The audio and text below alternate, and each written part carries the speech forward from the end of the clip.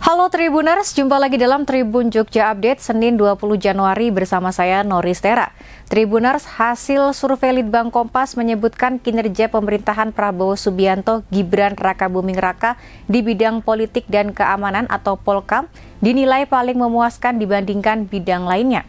Manajer Riset Litbang Kompas, Ignatius Kristanto mengatakan bahwa hasil riset yang digelar pada 4 hingga 10 Januari 2025 mengungkapkan bahwa tingkat kepuasan masyarakat terhadap bidang ini mencapai 85,8%. Dalam pemaparan survei evaluasi 100 hari pemerintahan Prabowo Gibran, Kris menjelaskan jika dilihat per bidang, sektor politik dan keamanan kepuasan publik paling tinggi yakni 85,8%. Kris mengatakan bahwa tingkat kepuasan ini lebih tinggi dibandingkan bidang kesejahteraan sosial 83,7%, ekonomi 74,5%, dan penegakan hukum 72,1%. Meski menempati posisi paling tinggi, kenaikan tingkat kepuasan di bidang politik dan keamanan sebenarnya tidak terlalu signifikan. Dibandingkan tingkat kepuasan pada Juni 2024 atau saat dipimpin Presiden ke-7 Joko Widodo, tingkat kepuasan pada politik dan keamanan hanya naik 0,3%.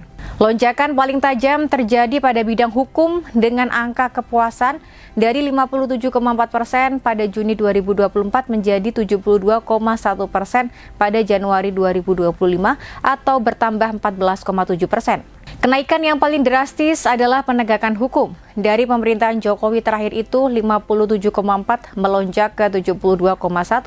Sementara itu tingkat kepuasan di bidang ekonomi berada di angka 74,5% atau naik 9,4% dari Juni tahun lalu. Dan kesejahteraan sosial 83,7% atau naik 1,7%. Pada kesempatan itu, Kris menyebut tingginya tingkat kepuasan publik karena euforia Pilpres masih terasa hingga kini.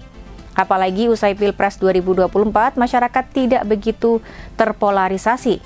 Selain itu, Prabowo berhasil mengeluarkan kebijakan-kebijakan populis dalam 3 bulan ini. Di antaranya makan bergizi gratis, tes kesehatan gratis, pembatalan sebagian PPN. Metode penelitian survei Litbang Kompas ini dilakukan melalui wawancara tatap muka diselenggarakan dari tanggal 4 hingga 10 Januari 2025. Sebanyak 1.000 responden dipilih secara acak menggunakan metode pencuplikan sistematis bertingkat di 38 provinsi Indonesia.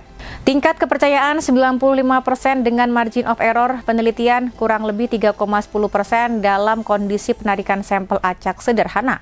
Demikian Tribun Jogja Update Senin 20 Januari. Ikuti terus berita-berita terkini hanya di Tribun Jogja Update. Saya Noris Tera dan segenap kru yang bertugas pamit undur diri. Terima kasih dan sampai jumpa.